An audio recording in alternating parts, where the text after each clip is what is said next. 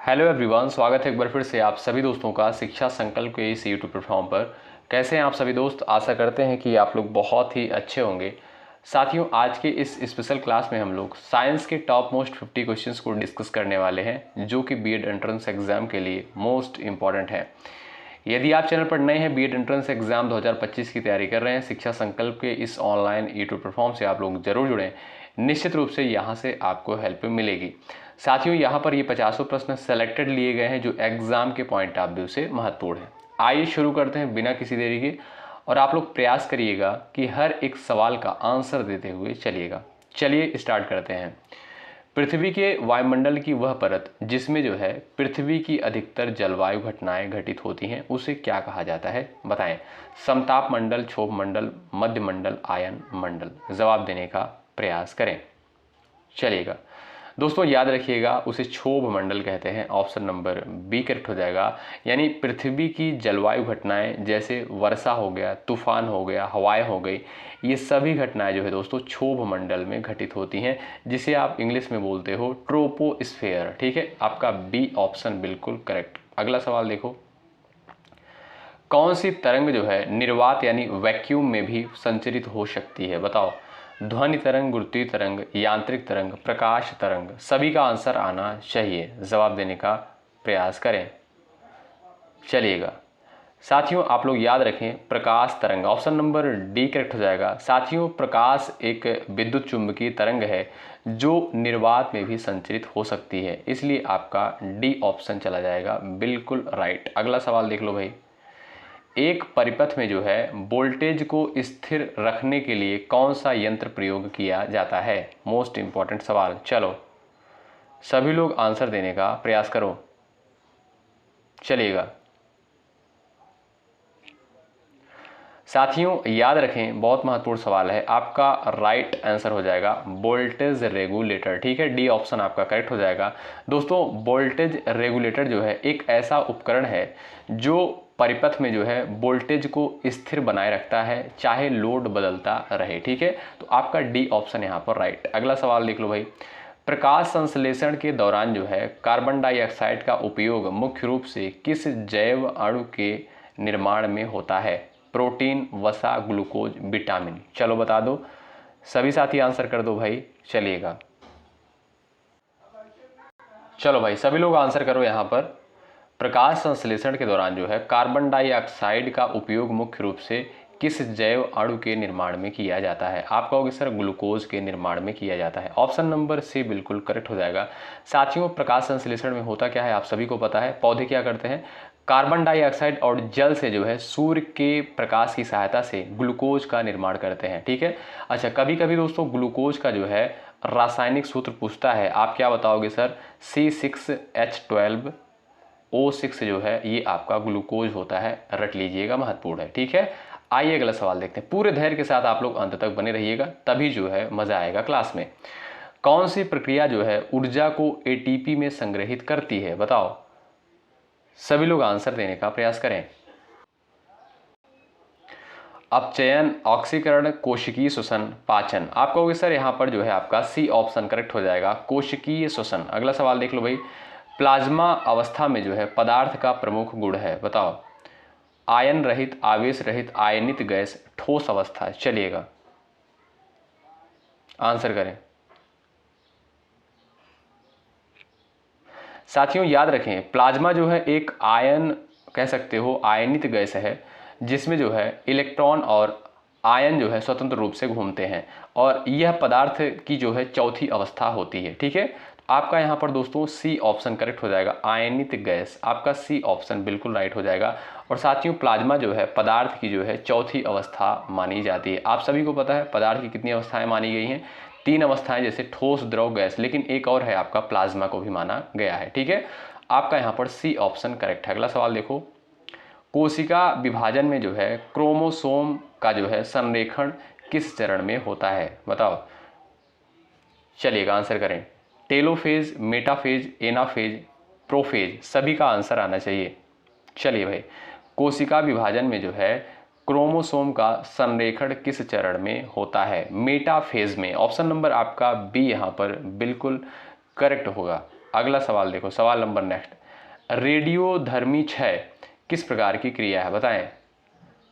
चलिएगा, रेडियोधर्मी क्षय जो है किस प्रकार की क्रिया होती है, आंसर दें सभी लोग। चलिएगा दोस्तों, ये जो है आपकी एक कैसी प्रक्रिया है, ये जो है आपकी एक नाभिकीय क्रिया होती है। आपका डी ऑप्शन करेक्ट हो जाएगा। रेडियोधर्मी जो है दोस्तों 6 परमाणु नाभिक में जो है परिवर्तन के कारण होता है, इसलिए जो है यह एक नाभिकीय क्रिया होती है। ठीक है, आइए अगला सवाल देखते हैं। सवाल नंबर नेक्स्ट, विद्युत धारा द्वारा चुंबकीय क्षेत्र उत्पन्न करने के नियम को क्या कहते हैं, न्यूटन का नियम, ओम का नियम, राइट हैंड का नियम, एम्पियर का नियम, बताओ। चलिएगा, विद्युत धारा द्वारा चुंबकीय क्षेत्र उत्पन्न करने के नियम को जो है क्या कहा जाता है, आप कहोगे सर एम्पियर का नियम। ऑप्शन नंबर आपका यहाँ पर डी बिल्कुल चला जाएगा, राइट। अगला सवाल देखो, प्रकाश की विवर्तन की जो है घटना सिद्ध करती है कि प्रकाश द्रव्य है, प्रकाश तरंग है, प्रकाश कण है, प्रकाश स्थिर है, बताएं। आपका राइट आंसर क्या हो जाएगा, जवाब करें। प्रकाश की विवर्तन की घटना सिद्ध करती है कि प्रकाश जो है आप कह सकते हो तरंग है। ऑप्शन नंबर बी बिल्कुल राइट है। चलिए आगे बढ़ते हैं, अगला सवाल देखें। सवाल नंबर 11, मानव रक्त का पीएच मान कितना होता है, बताओ। मानव रक्त का पीएच मान कितना होता है। चलिए भाई, ऑप्शन नंबर दोस्तों आपका यहाँ पर सी करेक्ट हो जाएगा, 7.4, और ये महत्वपूर्ण है। ठीक है, मानव रक्त का पीएच मान जो है 7.4 होता है। अल्ट्रासोनिक तरंगे होती हैं, बताएं। चलिए, अल्ट्रासोनिक तरंगे होती हैं। चलिए सभी लोग आंसर करें। आपके सामने जो है 4 ऑप्शंस दिए गए हैं। 20,000 हर्ट्ज से अधिक, यानी ऑप्शन नंबर आपका सी बिल्कुल राइट। अगला सवाल देखो, कौन सा हार्मोन जो है फाइट और फ्लाइट प्रतिक्रिया से जुड़ा है। चलो भाई आंसर करो। चलिए, कौन सा हार्मोन जो है फाइट और फ्लाइट प्रतिक्रिया से जुड़ा हुआ है, एड्रीनोलिन। ऑप्शन नंबर आपका यहाँ पर बी बिल्कुल करेक्ट होगा। अगला सवाल देखो, डीएनए प्रतिकृति किस एंजाइम की सहायता से होती है, बताएं। चलिएगा, जिसे रेप्लिकेशन बोलते हैं, आंसर करो। डीएनए प्रतिकृति यानी रेप्लिकेशन किस एंजाइम की सहायता से होती है। चलो भाई आंसर करो। Transferase, ligase, helicase, oxidase. आप कहोगे sir helicase. Option number C बिल्कुल राइट है। अगला सवाल देखो, सुपर कंडक्टर की प्रमुख विशेषता क्या है, बताएं। सुपर कंडक्टर की प्रमुख विशेषता क्या है, सभी लोग आंसर करें। चलो भाई, सुपर कंडक्टर की जो है प्रमुख विशेषता क्या है। ऑप्शन आपका दिया है उच्च प्रतिरोध, शून्य प्रतिरोध, अधिक तापी चालकता, कोई प्रभाव नहीं। आप कहोगे sir option number B correct हो जाएगा, शून्य प्रतिरोध। अगला सवाल देखो, सवाल नंबर नेक्स्ट, मनुष्य के शरीर में जो है कौन सा अंग विषहरण यानी आप कह सकते हो डिटॉक्सिफिकेशन करता है, बताओ। मनुष्य के शरीर में कौन सा अंग जो है डिटॉक्सिफिकेशन का कार्य करता है, बताएं। चलो भाई, साथियों याद रखें, लीवर जो है यानी यकृत जिसे आप बोलते हो, शरीर में विषैले पदार्थों को जो है निष्क्रिय कर उन्हें बाहर निकालने में मदद करता है। आपका यहाँ पर बी ऑप्शन चला जाएगा, राइट। अगला सवाल, हाइड्रोजन बम में जो है कौन सी क्रिया होती है, बताएं। हाइड्रोजन बम में जो है कौन सी क्रिया होती है, बताएं। नाभिकीय विखंडन, न्यूट्रॉन बिखराव, नाभिकीय संलयन, अपघटन। चलिएगा, आप कहोगे sir option number C correct हो जाएगा, नाभिकीय संलयन। ऑप्शन नंबर सी बिल्कुल यहाँ पर राइट है। अगला सवाल देखो, शुद्ध जल में जो है विद्युत धारा क्यों नहीं प्रवाहित होता है, बताओ। चलिएगा, साथियों शुद्ध जल में जो है विद्युत प्रवाह के लिए जो है आवश्यक आयन नहीं होते हैं, इसलिए यह जो है चालक नहीं होता है। आप कहोगे सर इसमें बी ऑप्शन करेक्ट हो जाएगा, उसमें आयन नहीं होते हैं, किसमें, शुद्ध जल में। अगला सवाल देखो, स्मार्टफोन में प्रयुक्त जो है जायरोस्कोप का क्या कार्य होता है, बताओ। चलिए भाई,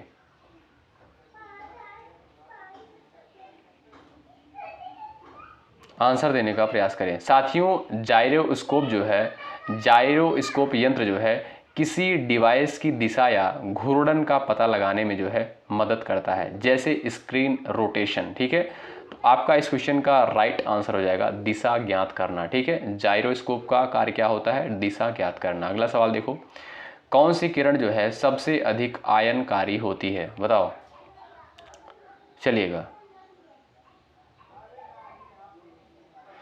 साथियों याद रखिएगा, गामा किरणें जो है अत्यधिक ऊर्जा वाली होती हैं और सबसे अधिक आयनकारी क्षमता रखती हैं। ठीक है, तो आपका इस क्वेश्चन का ऑप्शन नंबर बी बिल्कुल राइट हो जाएगा। अगला सवाल, भाई लाइक की संख्या आप लोग बढ़ाते चले। ठीक है, अच्छा, कल जो है वीडियो जो आपको प्रोवाइड करी गई थी उसमें इंग्लिश लैंग्वेज आ रहा था, भाई आप लोग अपनी तरफ से चेंज कर लीजिए यूट्यूब की सेटिंग से। ठीक है, क्योंकि यूट्यूब की तरफ से शायद कोई अलग अपडेट था, इसलिए जो है ऐसी प्रॉब्लम हो रही थी। आप लोग जो है सेटिंग चेंज कर लीजिए, सही हो जाएगा लैंग्वेज। ठीक है, चलिए, मानव शरीर में जो है सबसे अधिक प्रोटीन किस अंग में होता है? रक्त, त्वचा, यकृत और मांसपेशियां।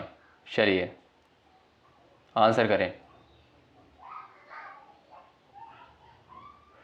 आंसर देने का प्रयास करें साथियों। मांसपेशियों में ऑप्शन नंबर डी करेक्ट हो जाएगा। ठीक है, अगला सवाल देखो, कोल्ड वेल्डिंग क्या है? बताएं, कोल्ड वेल्डिंग जो है क्या होता है? सभी लोग आंसर दें, चलिएगा।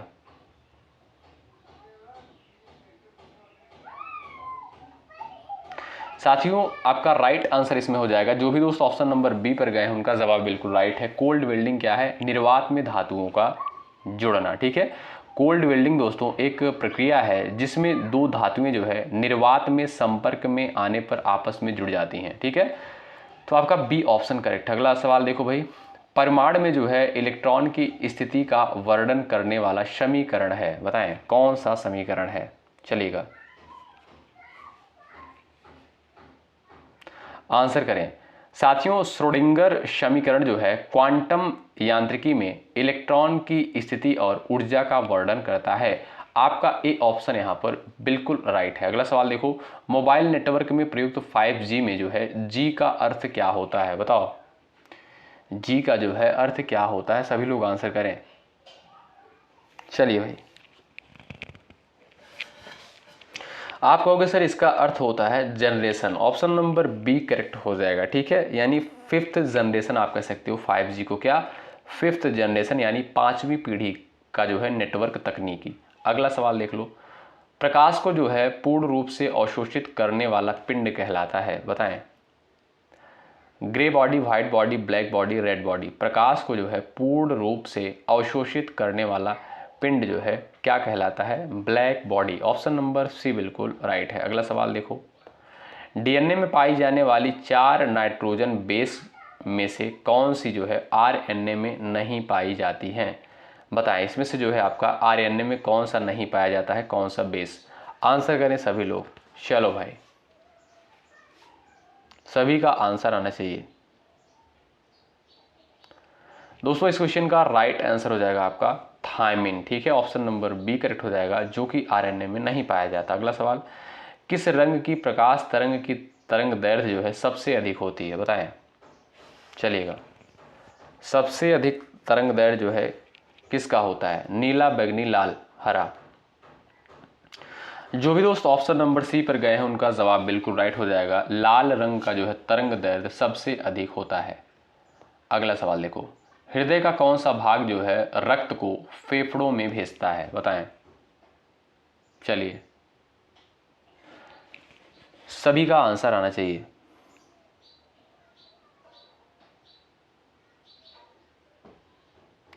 यहां पर जो आपका जो भी साथी ऑप्शन नंबर डी पर गए हैं उनका जवाब बिल्कुल राइट है, दायां निलय। अगला सवाल देखो, कौन सी किरणें जो है एक्स रे से भी अधिक प्रवेश क्षमता रखती हैं? बताएं, अल्ट्रावायलेट, गामा और रक्त रेडियो। आंसर करो सब लोग भाई, चलिएगा।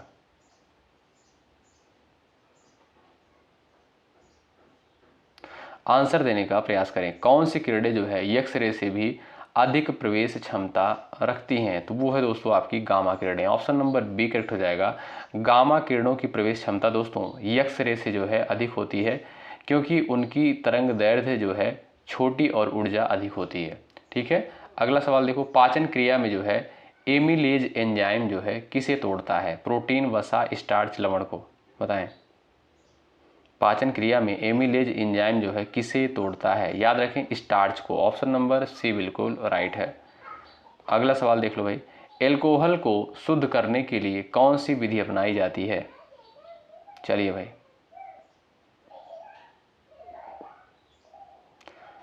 आंसर देने का प्रयास करें। वाष्पन, विस्थापन, आसवन और संघनन। आप कहोगे sir option number C correct हो जाएगा, आसवन विधि अपनाई जाती है एल्कोहल को शुद्ध करने के लिए। ऑप्शन नंबर सी बिल्कुल राइट। अगला सवाल, जीन का कार्य क्या होता है? बताओ, जीन का कार्य क्या होता है? ऊर्जा बनाना, वंशागति का नियंत्रण, प्रोटीन अवशोषण, पाचन। चलिए, आपका राइट आंसर हो जाएगा दोस्तों वंशागति का नियंत्रण, बी ऑप्शन करेक्ट है। अगला सवाल, सौर कुकर में जो है उपयोग होने वाला शीशा कौन सा होता है? बताएं। चलिए भाई, सौर कुकर में जो है उपयोग होने वाला शीशा कौन सा होता है? वो होता है दोस्तों आपका अवरक्त प्रतिबिंब शीशा। Option number C correct. अगला सवाल, सबसे अधिक ऊष्मा चालक धातु है? Aluminium, copper, iron, silver. बताएं।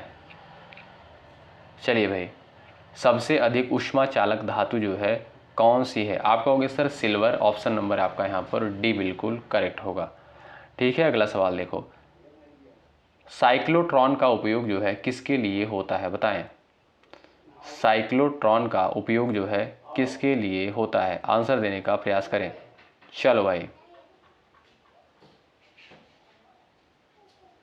चलिए, आवेशित कणों को त्वरित करने हेतु, ठीक है, ऑप्शन नंबर आपका यहाँ पर सी करेक्ट हो जाएगा। साइक्लोट्रॉन का उपयोग जो है किसके लिए किया जाता है?